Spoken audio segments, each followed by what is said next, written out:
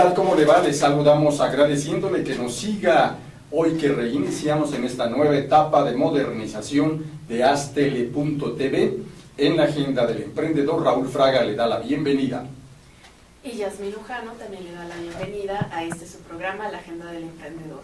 Con nosotros estamos presentando el libro Historia del Derecho Militar y pues vamos a dar algunas breves reseñas acerca de nuestros invitados. Con nosotros está el almirante Renato de J. Bermúdez, que es licenciado en Derecho por la UNAM, ingresó al Servicio Jurídico de la Armada de México como primer maestre, pasante de Derecho y ascendió hasta obtener la jerarquía de vicealmirante del Servicio de Justicia Naval. Desempeñó diversas comisiones de servicio como director general de Justicia Naval, asesor jurídico e instructor del procedimiento en la Junta de Almirantes, participó en las comisiones revisora de la legislación naval, redactora del proyecto del Código de la Armada y la encargada de las reformas al Código de Justicia Militar. Fue profesor en el Heroico Colegio Militar y en el Centro de Estudios Superiores Navales. Por su labor de dichas instituciones, obtuvo las condecoraciones de mérito docente militar y naval, respectivamente. Es autor de diversos libros y en esta ocasión nos trae para presentar Historia del Derecho Militar. Y bueno, también con nosotros está el doctor Carlos Alejandro Espinosa, que es maestro en la Facultad de Derecho de la UNAM y además de esto es profesor de postulante de Derecho Militar también en la UNAM. Y bueno, bienvenidos sean ustedes. Muchas gracias, agradecemos el que dos voces autorizadas nos permitan adentrarnos en la importancia que tiene la historia del derecho militar. Valdría también la pena decir que el doctor Espinosa es director general de la revista Criminogénesis y próximamente también estará aportando otro espacio clave en lo que es el análisis sistemático de los temas centrales de la agenda mexicana. Almirante Bermúdez, muchas gracias por estar con nosotros. De entrada le preguntamos cuál es la trascendencia, la importancia de dedicarse a indagar, estudiar, sistematizar y publicar este libro sobre la historia del derecho militar. Gracias por la invitación y respondiendo a su interrogante, le manifiesto. Infortunadamente no existía hasta el momento un texto que se ocupara de la generalidad de la evolución del derecho militar. El derecho militar se remonta a tiempos que se pierden en el confín de la historia y tenemos antecedentes de Grecia, de Judea y de otros lugares de la antigüedad. Sin embargo, los más importantes, o los que han llegado hasta nuestras épocas, son las del derecho romano. Existen perdidos en algunos textos una parte, en otros otro, y básicamente en relación con el derecho militar mexicano había una serie de lagunas que consideramos que era necesario llenar.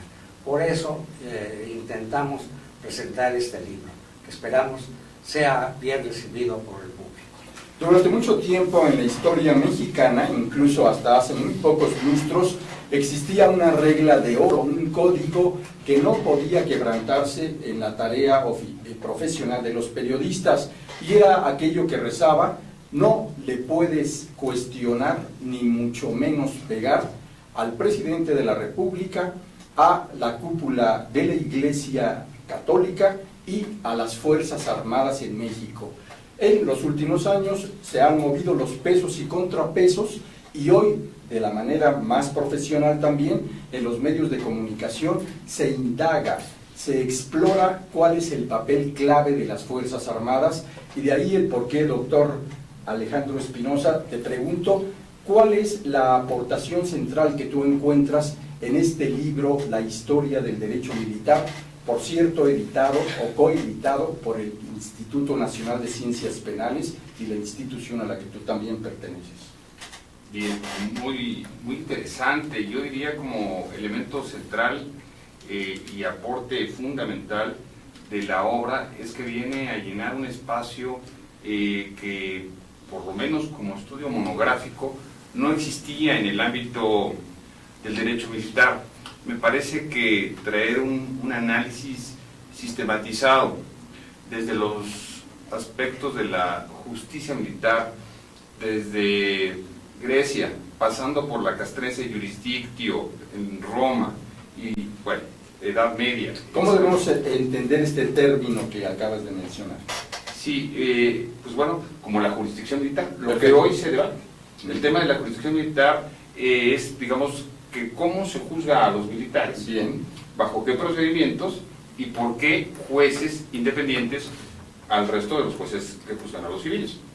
perfecto. Y bueno, almirante, es muy interesante que ustedes toquen el tema empezando por Esparta, Grecia y Roma. ¿Por qué empiezan en esta época y no se remontan mucho más atrás? Muy bien, dando respuesta a su pregunta. Normalmente, al menos en mi caso, no encontré antecedentes que nos puedan llevar a tiempos anteriores.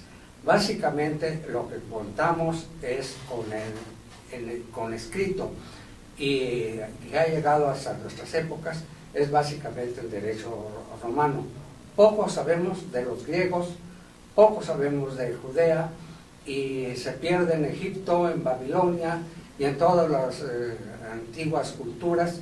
Debe haber habido normas de derecho militar, pero no ha llegado hasta nuestras épocas. Muy bien. Y bueno, doctor, ¿por qué editar un libro como este, Criminogénesis, junto con el INACIPE? Bueno, yo creo que el aporte fundamental del trabajo desde el punto de vista como investigador es que viene a permitir entender cómo ha evolucionado la justicia militar en las diferentes épocas, y bueno, yo creo que nadie podría debatir seriamente sobre el fuero de guerra, sobre lo que está ocurriendo con la jurisdicción militar hoy, no solamente en México, sino en Latinoamérica, si no conoce el contexto histórico. Creo que además el enfoque penal de la obra da una serie de elementos y de directrices para comprender el alcance de por qué los pares deben juzgar a sus pares y sus iguales a sus iguales, y en qué contexto el derecho militar ha cambiado solo en lo procesal. El almirante y licenciado Renato Jesús Bermúdez Flores lo explica con una gran claridad en su obra y dice, bueno, si nosotros miramos los tipos penales militares, que no se llamaban obviamente tipos penales militares, sino los delitos militares en épocas, por ejemplo, en Roma, ¿no? Pues son exactamente los mismos tipos penales que hoy se pueden encontrar en los códigos de justicia en Latinoamérica, ¿no? La desobediencia, la deserción, la insubordinación, o sea, temas que no van a cambiar. Digamos que el derecho penal militar, que aquí se explica con una gran claridad, es poco maleable. Quizá lo que se pueda ahora comenzar a discutir, analizar, reflexionar, es cómo se va a dar el cambio para ajustar la jurisdicción militar con los estándares internacionales, que es el punto que hoy pues, nos ordena, digamos, que el corpus juris interamericano y el control de la convencionalidad. Muy bien, almirante Bermúdez, sería muy interesante que nos compartiera cuáles fueron las fuentes a las que usted accedió, en donde exploró y trabajó, para poder aportar esta muy interesante y rica visión histórica sobre el derecho militar. Bueno, respondiendo a su interrogante, en principio recurrimos a la literatura española, que tiene bastantes temas.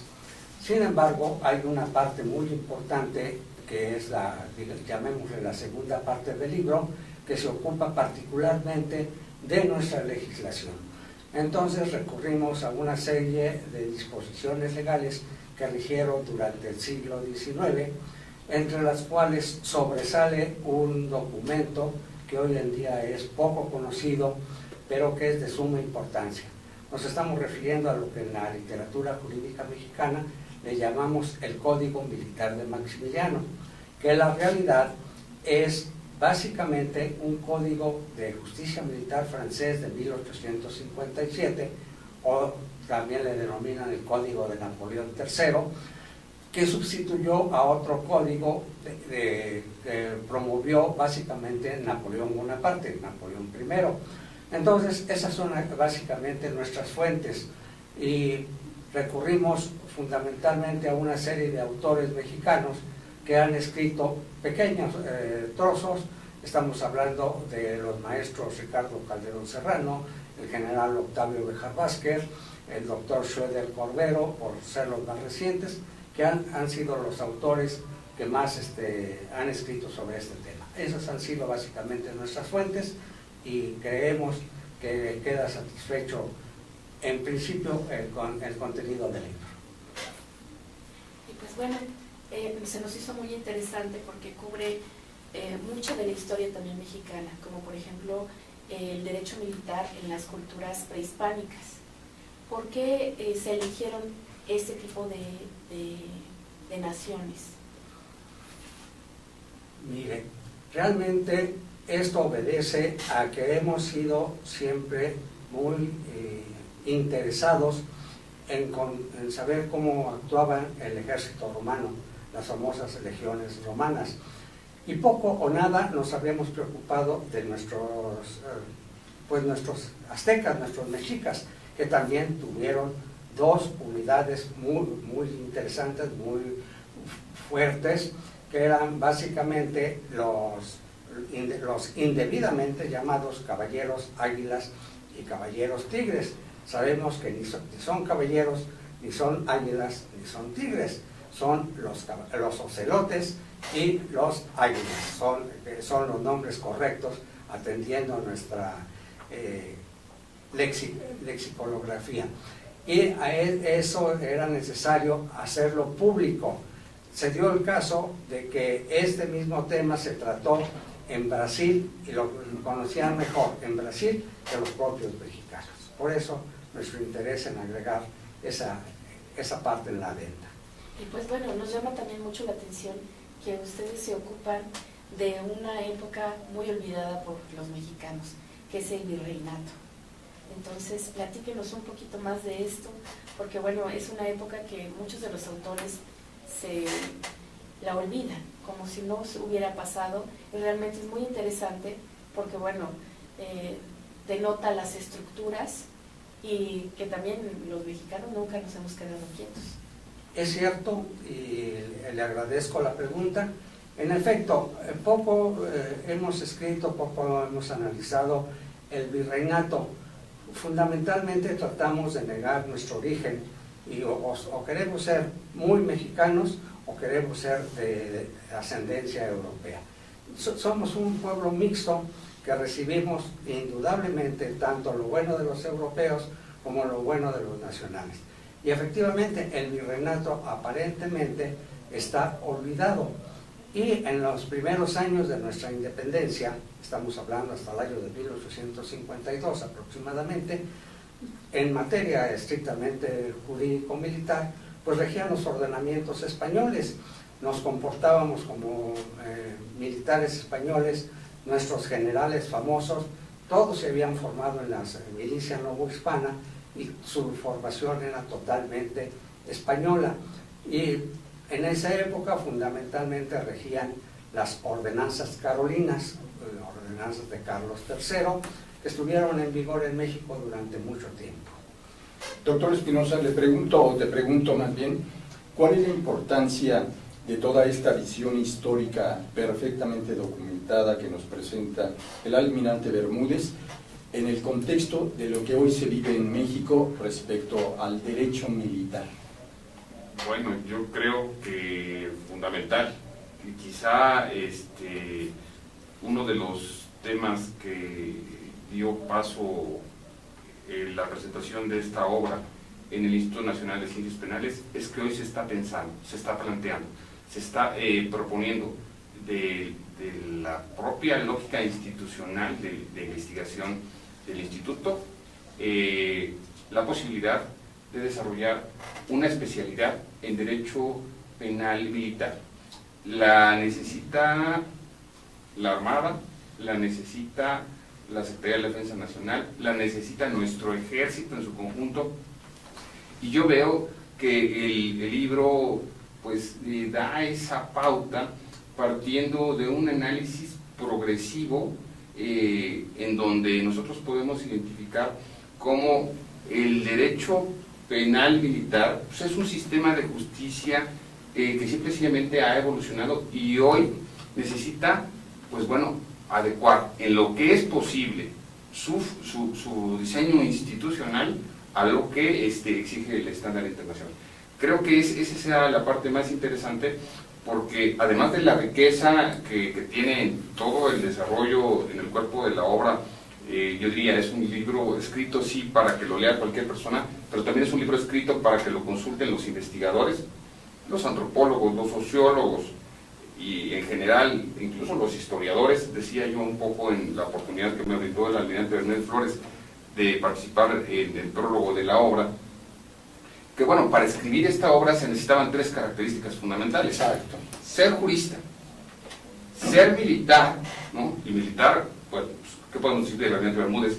Que desarrolló gran parte del estudio y del y digamos que de la doctrina para formar juristas navales, ¿no? Y aparte de ser historiador, esa calidad no la tiene como profesional, pero sí es un hombre autodidacta que ha dedicado muchos años a investigar el tema de la historia del derecho militar. Entonces, creo que ese es el gran peso de la obra, por esa concurrencia de elementos que no son fáciles, porque me queda claro que hay muchos juristas, me queda claro que hay militares que son juristas, pero no tengo yo la certeza de que se pueda dar este tercer elemento que es fundamental para poder construir una obra que francamente es compleja. Y yo creo compleja desde el punto de vista de ordenarla, de sistematizarla, ¿no? Yo creo que otra de las virtudes es que permite a través de su redacción establecer etapas, épocas y sobre todo nos lleva de la mano de tal forma que no nos permite perdernos en un sinnúmero de ordenanzas, de normas, de personajes, de épocas, de circunstancias, de modelos, ¿no? Que pues bueno, yo es ahí donde veo el mérito de la obra como un acierto, ¿no? Una de las más recurrentes interrogantes que son materia de discusión en los últimos tiempos en México es sobre el papel tanto de la Secretaría de la Defensa Nacional como de la Armada de México en tareas relacionadas con la seguridad pública. Habría en este documento elementos, en este libro, que permitieran precisamente enriquecer o documentar el sustento para determinar si hoy, México, año 2015, las Fuerzas Armadas deben seguir en tareas vinculadas a la seguridad pública, o como ya se ha discutido por parte de los propios titulares de la Secretaría de la Defensa y de la Marina, estarían más bien esperando recuperar lo que en esencia les corresponde históricamente en México. Bueno, yo creo que por su naturaleza, de forma directa, el libro no plantea eso. Eso es. No plantea, sino que va a una parte, como yo diría, un enfoque estrictamente jurídico. Sí. Sin embargo, la suma de este libro, más el libro quizá que tuve la oportunidad de coordinar conjuntamente con el señor almirante Bermúdez Flores sobre jurisdicción militar, estudio latinoamericano de los modelos de justicia y algunas otras visiones de política criminal, de procesal penal, sí podríamos arribar un poco a la necesidad de precisar, y creo que además así lo han pedido los secretarios en la anterior administración y en esta, pues precisar un poco el tema de las facultades sobre las acciones que puede o no puede realizar las Fuerzas Armadas. Y en ese contexto yo creo que, y bueno, lo dejo como a la reflexión, en este grupo de publicaciones y de estudios y de esfuerzos que están haciendo en materia de derecho militar, cabría la pregunta de qué tan oportuno sea hoy un libro sobre derecho operacional, policial y militar.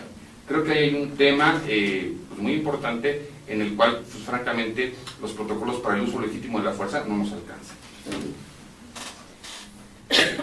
Perdón, ya le estoy haciendo de tos. Entonces, bueno, almirante, díganos acerca de este gran esfuerzo que ustedes han hecho. ¿Qué le diría a las nuevas generaciones que preceden y que van a y que van a hacer uso de este material? Pues yo los invito a que lo lean, básicamente porque hay una aparente laguna, no solo en el ámbito estrictamente del derecho militar.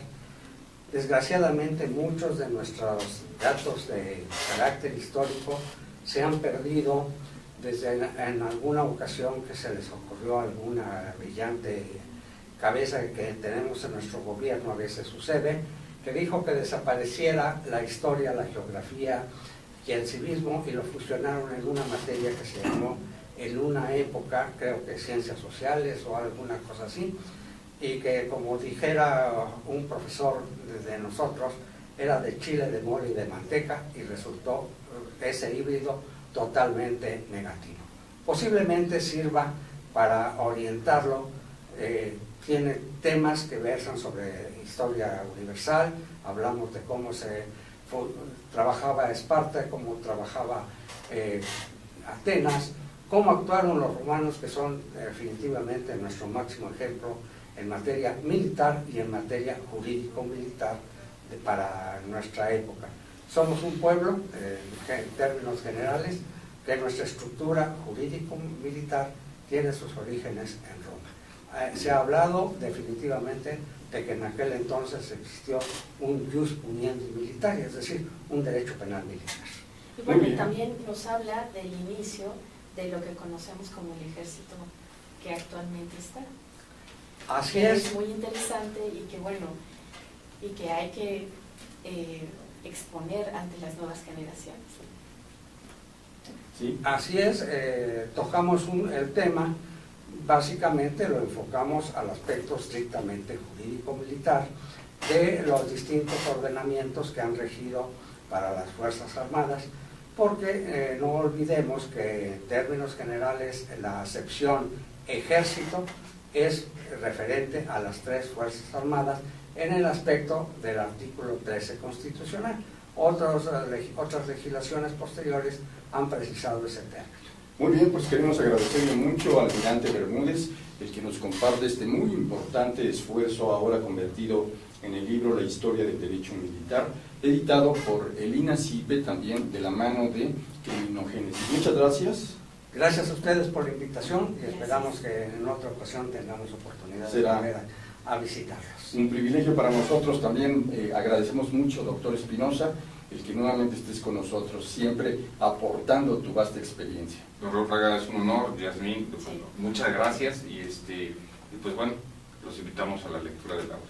Muy bien, nosotros le vamos a invitar a que después de la pausa continúe en la agenda del emprendedor, ya que vamos a analizar el contexto de la fuga del Chapo Guzmán en la autorizada voz de Arturo Arango, este especialista en seguridad nacional e inteligencia. Siga con nosotros. No se vaya, regresamos.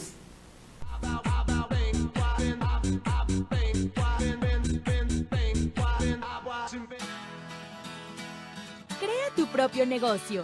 Haz realidad tu proyecto. Comparte ideas para ganar dinero. Impulsa y entrena tu talento. Procura emprendimientos rentables y con futuro. Empieza hoy. Dayman, la receta del éxito. Dayman, por más de 7 décadas y con presencia en más de 9 países, se ha consolidado exitosamente como una empresa que desarrolla, fabrica y distribuye colorantes, saborizantes y productos alimenticios por excelencia.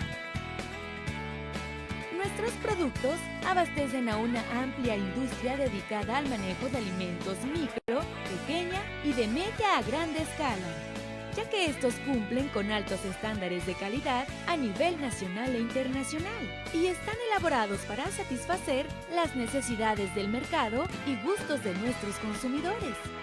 Nuestro principal objetivo es brindar un producto de calidad que nos permita mantener la lealtad de nuestros clientes y consumidores, excediendo sus expectativas de servicio. En Dayman desarrollamos la creatividad e impulsamos al máximo nuevos negocios. Dayman, proveedores de color y sabor por excelencia. Con Trujillo Betanzos y Asociados, tus proyectos están en buenas manos. Trujillo Betanzos y Asociados te ofrece servicios de fe pública en materia mercantil, asesoría legal, contable, fiscal y de negocios, litigio civil y mercantil, evaluación y asesoría financiera y área académica, porque nuestros clientes son nuestros mejores amigos.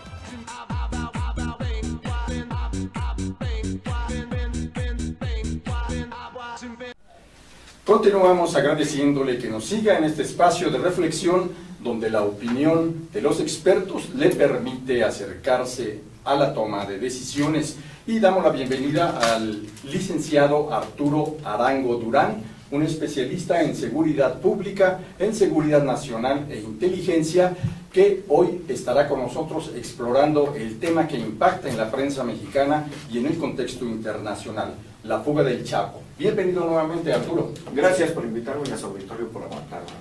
Gracias. Gracias. Pues ya no sé si reír o llorar. La verdad, me parece que estamos ante un hecho grave, gravísimo, el que se pueda dar la fuga del Chapo en las condiciones en que se da. No habla más que de la tremenda corrupción. Así es. De la tremenda corrupción y de la total impunidad en que como país estamos metidos. Entonces esto me lleva a dos modelos de desarrollo que debemos hacer. Bueno, el presidente de la República en este momento tiene la obligación moral, tiene la necesidad real de combatir ya, no solo de dientes para afuera, a la corrupción y la impunidad. O sea, esto ya es, digo, tiene 3 años y puede dedicarse a nadar de muertito como ha nadado estos 3 años iniciales, nadando de muertito en el combate a la corrupción y la impunidad. O puede dedicarse, de veras, con el corazón en la mano y a lo mejor siendo cínicos, ok, ya tienes tu casita, ya te llevaste tus 1.700 millones de pesos adicionales que por ahí dicen que ya te los llevaste. Está bien ya, borrón y cuenta nueva. Pero vamos a darle una salida al país. Claro, pero si entramos, diría, para darle orden al planteamiento, ¿cómo puede entenderse o cuáles serían las hipótesis que nos acercarían a tratar de entender cómo se genera esta segunda fuga del Chapo más buscado ahora en el mundo nuevamente? Mira, para empezar, hablemos pero esperemos a que sí. Mira, hay varias hipótesis al respecto, a cual más de fantasiosa. Sí. Pues si nos vamos a hipótesis de trabajo, yo me atrevería a pensar que ellos, como buenos empresarios, tienen proyectos de largo plazo y que el túnel estaba ahí desde que se construyó el penal. Podría ser una hipótesis de trabajo, porque de qué otra manera tú puedes sacar de repente, estaba yo leyendo que son miles de toneladas de tierra, sí, 400 camiones, pero deja solo la tierra que salía. ¿Cómo metías 400 camiones cargados? Porque deben haber entrado cargados con algo, ¿no? Concreto, cemento, varilla, digo, en algún momento del día o de la noche y en una zona tan visible a 700 metros de una instalación de la Sedena y a 1,5 kilómetros del penal, que se supone que tienen anillos de protección, 3 niveles y etcétera.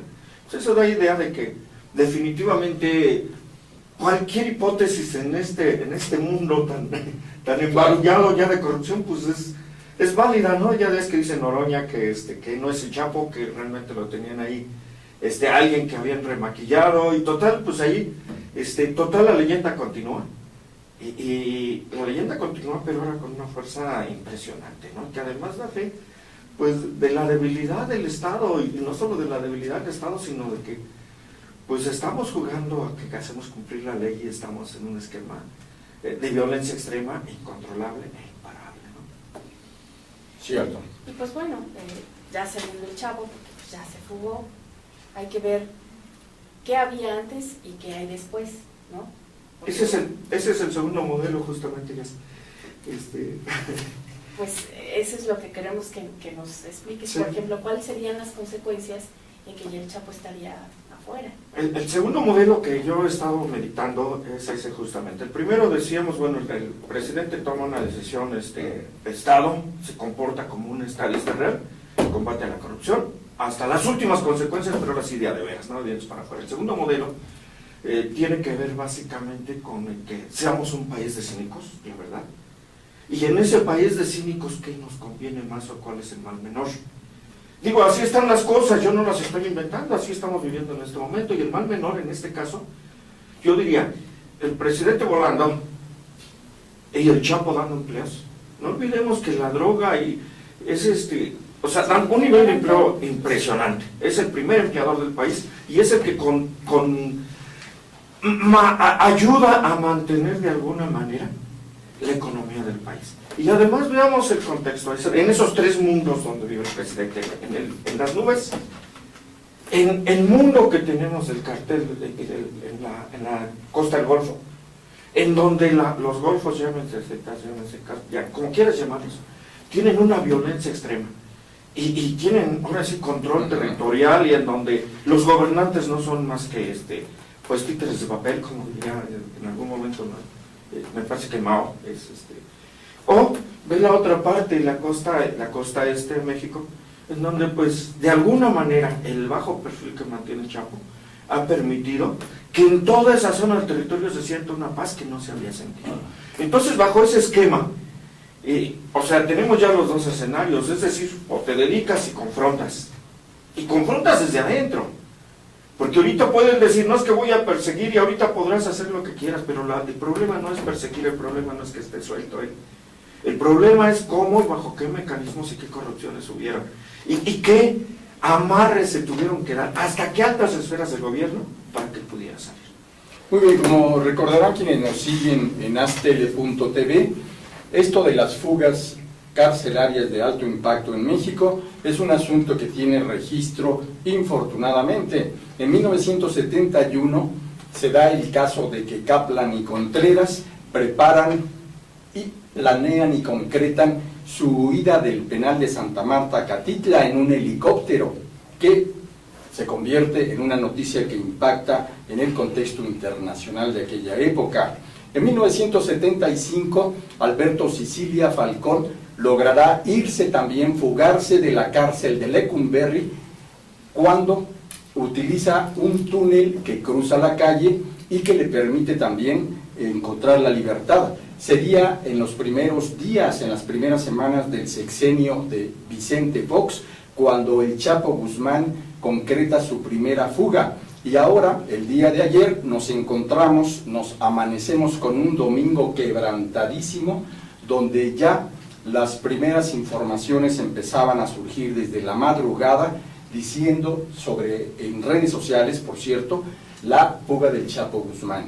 ¿Qué impacto tiene el que ahora, en la era de la comunicación digital, sea precisamente el punto de seguimiento de algunos observadores el hecho de que el hijo Archibaldo Guzmán, el Chapito, empezó a soltar algunos mensajes en redes sociales sobre la preparación de la fuga de su padre, Arturo?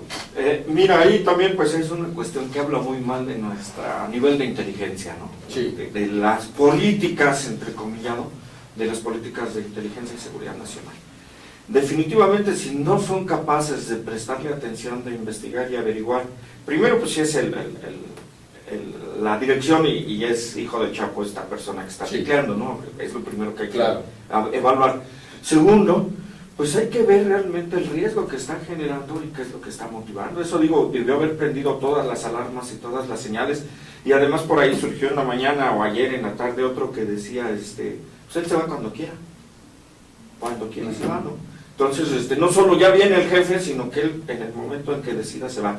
Y a mí me parece que quien tiene la sartén por el mango, y el mango también, pues definitivamente es el poder corruptor del dinero y la delincuencia organizada.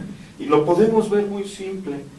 En este momento, después de que se dijo y se manejó en medios que el Chapo era uno de los principales millonarios del país, me parece que Forbes lo ubicaba por ahí del nivel 40 hacia abajo, o por ahí en el nivel 40, ¿y dónde están las grandes fortunas que como gobierno tuvimos que haber quitado?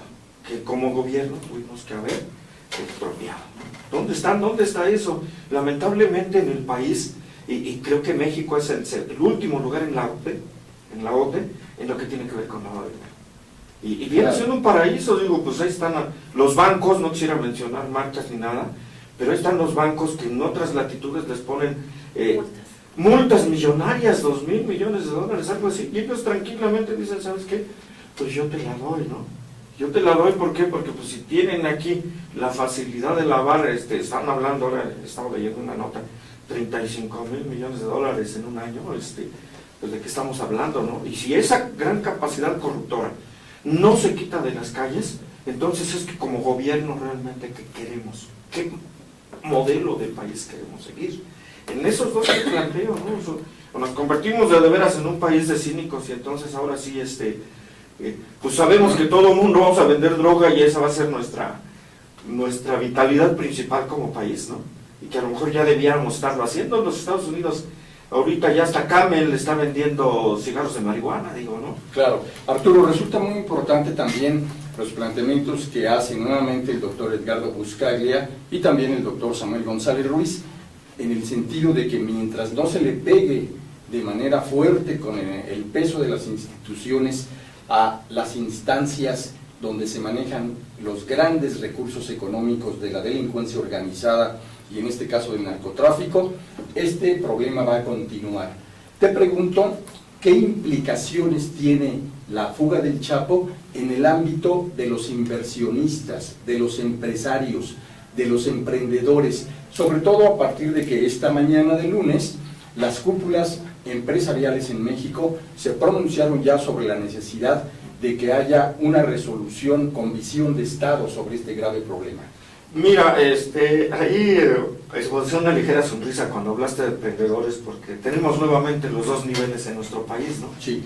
El emprendedor que a través de delincuencia organizada, que a través de acciones ilegales, busca las oportunidades que el propio Estado, dentro de un marco de derecho, le niega, para sobresalir, primero para vivir, porque digo, no tienen escuela, no tienen educación, y ya estamos en un nivel de pobreza, 50 millones por debajo de la línea de pobreza, si mal no recuerdo, fue el último informe que salió hace unos 8 o 10 días, ¿no? Poco antes de que se viera lo del viaje a Francia. Entonces tenemos emprendedores de un lado y tenemos emprendedores del otro. Y yo te diría que a los emprendedores, el que el Chapo esté afuera, les da confianza y certidumbre de que el dinero va a seguir fluyendo, porque la corrupción ahí está, y entonces de que el dinero va a entrar y va a ingresar y va a salir como Pedro por su casa, y vamos a tener, lamentable o afortunadamente, no lo sé, tendríamos que sentarnos a tener una discusión seria sobre eso. El dinero en México va a seguir fluyendo, va a seguir siendo un paraíso de capitales, y me parece que Buscaglia y mi querido Samuel, un saludo a ambos, me parece que tiene toda la razón. Si no tenemos una visión de Estado que le siga la pista al dinero, pues estamos jugando, o sea, y estamos construyendo esa visión perversa de la oferta, que además paradójicamente eleva la fuerza de los grupos de delincuencia organizada, eleva las ganancias e incrementa los niveles de violencia, ¿no? Y pues bueno, hablemos del sistema penitenciario en México, que se está diciendo que está en crisis, pero bueno, sacas a un comisionado que según tú no te da resultados porque no lo dejaste jugar, y pones a un señor que no cumple con controles de confianza, que tiene denuncias en el estado de Quintana Roo, que tiene nota periodística que porque tiene que ver con el cártel de los Zetas. Entonces, ¿cómo pones al zorro a cuidar a las gallinas? Pues justamente dentro de este esquema de corrupción y perversión de las cosas que tenemos, ¿no? O sea, es contradictorio hablar de dos conceptos: sistema penitenciario mexicano o penitenciaría de alta seguridad. Son dos conceptos que son contradictorios y que ya lo vimos. En el momento que estás hablando de un sistema penitenciario mexicano, estás hablando de corrupción. Y estás hablando de corrupción a los niveles más altos. Digo, ahorita, lamentablemente, y a mí me parece que la cuestión va a ir en que nuevamente van a pagar. Los hilos se rompen por lo más delgado, ¿no? Y yo no pensaría ni dudaría tantito, pues que hay que seguirle la pista al dinero. Vamos a hacerle un estudio de dónde viven, cómo viven, dónde van sus hijos, y vamos a ver si los salarios que tienen y que ganan son consistentes con la forma en que viven. Y empezando desde la cúpula. Digo, en los últimos 15 años, 15 gobernadores o 16 han sido acusados de delincuencia organizada, y como tú dices, forma parte de lo mismo. O sea, yo no puedo tener una gente honesta cuidando, porque entonces se rompen y se anulan los esquemas de financiamiento de toda esta corrupción a altas esferas, ¿no? Entonces a mí me conviene tener marranos, por así decirlo, que cuiden la marranera. Eso es. El doctor Luis Astorga, investigador de la UNAM y que a través del Instituto de Investigaciones Sociales de la UNAM ha venido coordinando la cátedra donde se estudia el narcotráfico en la historia mexicana, acaba de publicar precisamente la semana pasada este libro ¿Qué querían que hiciera? Y que se refiere en el título mismo a una de las frases desafortunadas que el entonces presidente de la República, Felipe Calderón, emitió cuando fue cuestionado por periodistas sobre el porqué de tanta violencia. En este libro usted va a encontrar una muy importante y bien documentada relación histórica del siglo XX y de lo que llevamos del siglo XXI sobre los movimientos, las alianzas, los quebrantos, las rupturas de las organizaciones criminales. Y te pregunto, Arturo Arango, ¿cuál podría ser el proceso de recomposición o de una nueva correlación de fuerzas entre los organismos, las organizaciones criminales, ahora con el Chapo fuera, después de que en los últimos meses, sobre todo en los últimos 3 años, se habla de que el cártel Jalisco Nueva Generación había adquirido una fuerza verdaderamente gigantesca en el país y en el contexto global? Fíjate que esa es una cuestión interesante porque es otra de las hipótesis que se maneja, que de algún momento el único que podía contener en este momento al cártel Jalisco Nueva Generación era el Chapo Guzmán y su organización, y que entonces por ahí se había manejado una negociación de muy alto perfil al estilo de las que estamos viendo ahora en las series televisivas que hablan ya de señores de los cielos y demás, ¿no?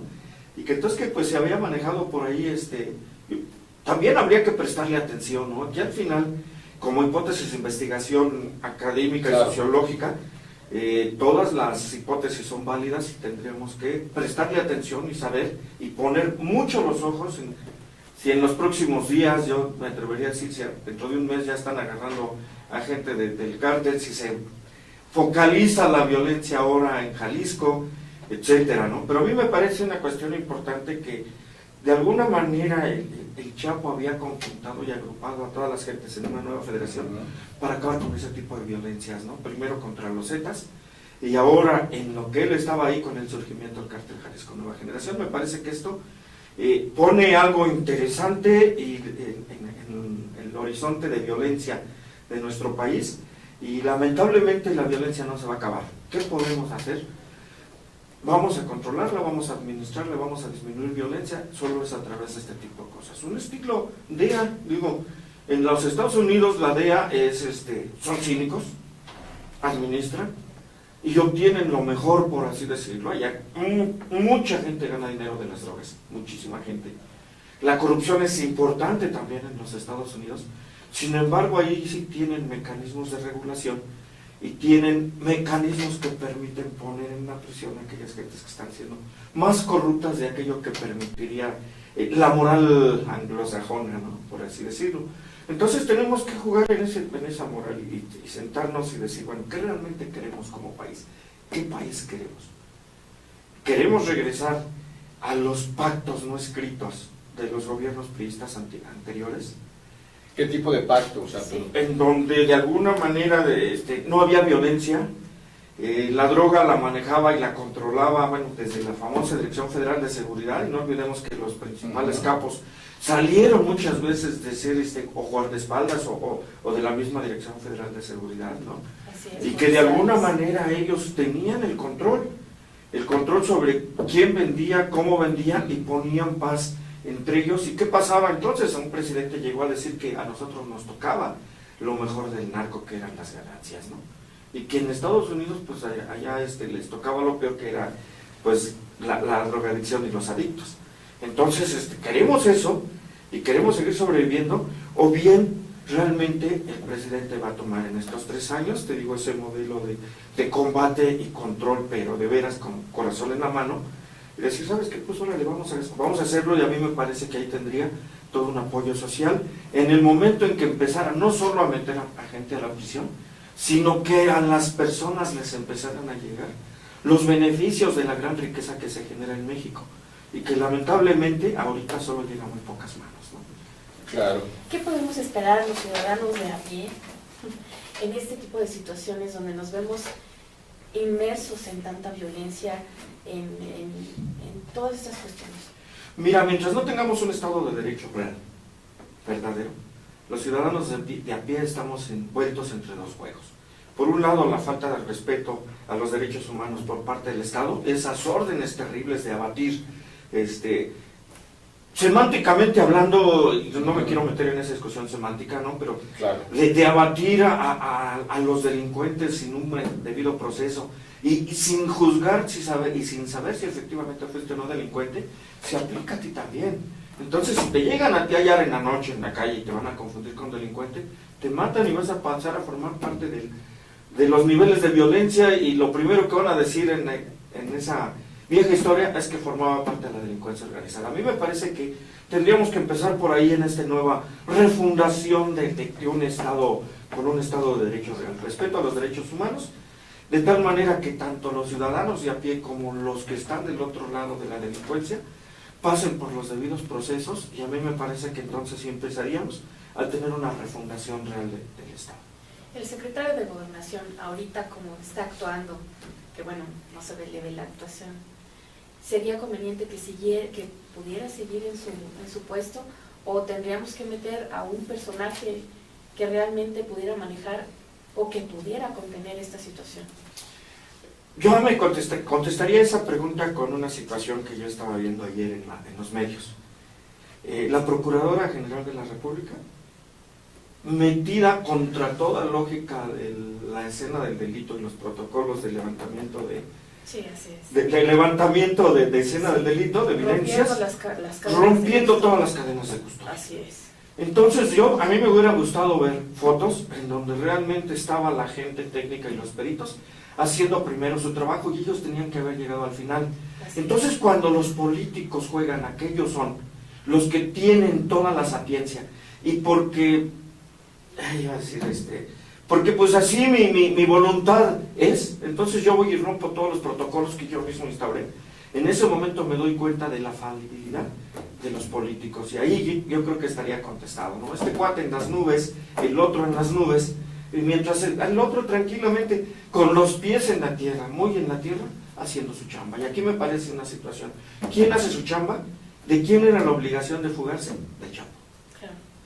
Incluso también sobre ese mismo punto y ángulo tan interesante que abordas, se sabe ya que algunos legisladores, tanto diputados como senadores, ni más ni menos que van a acudir al lugar donde hipotéticamente está la casa donde habría salido el Chapo, para la observación directa.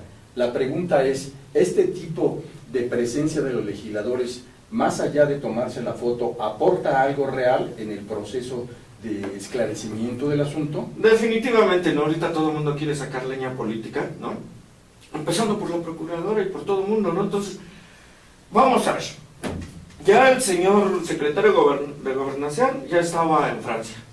Son 12 horas de vuelo de Francia a México. ¿Tú crees que 12 horas después iba a llegar a encontrar algo? ¿Tú crees que 2 horas después la Procuradora iba a encontrar por si el Chapo se había abandonado algo? ¿Tú crees que iba a usar, siendo quién es el personaje que es, el peso político que tiene, el nivel de recursos que tiene, que iba a tomar un avión en el aeropuerto civil, o que iba a ir manejando por carretera? Simplemente él tiene ahorita en un esquema de que, ok, de ahí no me muevo, tiene otros 14 túneles ahí. Digo, entonces, y él tomó helicóptero a las 3 de la mañana y violando todas las leyes permitidas, y por ahora si ya violó una, viola todas las demás. Y el día de ayer estaba subiendo al blog del narco fotografías donde se le veía en un helicóptero. En un helicóptero. Así es, desde temprano en la mañana el blog del narco estaba subiendo ese tipo de fotos, y dices, o sea, les está diciendo, vean, ya me estoy burlando de ustedes en su cara. Yo en plan de broma decía ayer, una de dos: o se fue a Grecia y con la cantidad que tienen les ayuda a resolver sus problemas, ¿O para qué se va a mover del país si en este país puede hacer lo que se le antoje la gana? Tiene todo el control de todas las autoridades habidas y por haber. Y hay tanta puerta abierta en todos lados, que al rato lo vamos a ver en la misa con el obispo y demás, porque todo el mundo lamentablemente está en esa situación. Eso es. También te pregunto sobre un tema que ya trascendió este día lunes, y que es la disposición de las autoridades estadounidenses de apoyar al gobierno mexicano para reubicar y reaprender al Chapo, pero también la filtración de que supuestamente la DEA habría ya tenido noticias previas de que se preparaba la fuga número 2 del Chapo. ¿Cuál es el papel real que hoy debería hacer el Estado mexicano, ya no nada más el gobierno federal, para poder generar un poco de certidumbre y buscar recuperar credibilidad hoy tan dañada? Mira, es muy muy importante. A mí me parece que los Estados Unidos lo dijeron de forma muy, ¿cómo le llaman estas? Diplomática. Sí. Los Estados Unidos desde siempre han tenido injerencia en las decisiones y en las cuestiones de inteligencia de México. Digo, ahí tenemos muchas referencias al respecto. Entonces, también sería una hipótesis de trabajo interesante, y no me extrañaría que dentro de este contexto geopolítico, en donde de alguna manera hemos manejado, yo en algunas investigaciones he manejado un bloque histórico en estilo gramsciano, en donde digo que estamos apreciando en este momento el nacimiento de la hermana República del Golfo, sobre todo porque en esa parte del Golfo ya tienen un control territorial impresionante, los Zetas, que va desde la frontera con Tamaulipas y Estados Unidos hasta Colombia, toda esa franja. Entonces ahí no me extrañaría ni tantito que les convenga a los Estados Unidos más afuera que adentro. Eso por un modelo de hipótesis. Por el otro, para cerrar la pregunta, ¿cuál es la única forma en la que podemos volver a creer en las autoridades? Batalla contra la corrupción. Y hemos visto que en este momento, a pesar de todo, y a pesar de todos los institutos de transparencia y de toda la ley anticorrupción, pones a investigar a tu compadre, que es el que te tiene que decir que estás mal, pues ahí me parece que ya estamos de entrada con un punto y un tache en contra, ¿no? Muy bien, pues. ¿Qué pensaríamos? Rápidamente, déjame acabo. Una sí. Comisión internacional contra la impunidad y la corrupción al estilo de Guatemala. Excelente, pues te queremos agradecer mucho, Arturo Arango Durán, y pedirte que le des el dato a quienes nos siguen sobre dónde pueden seguir tu trabajo, en tu página. En la página de Seguridad Pública en México, la buscan en Google y ahí estamos. Muy bien, muchas gracias por aportarnos estas muy interesantes reflexiones sobre el tema que todavía se va a llevar un buen rato en las 8 columnas de México y del mundo. Muchas gracias. Gracias a ustedes. Y también gracias a usted que nos sigue en la Agenda del Emprendedor. Y por supuesto un agradecimiento especial a nuestro muy importante equipo de producción, cuyo trabajo ahora bajo el mando de Fer Obregón nos permite llegar a usted. Muchas gracias y lo veremos la próxima semana. Y sean felices. Muchas gracias y hasta luego.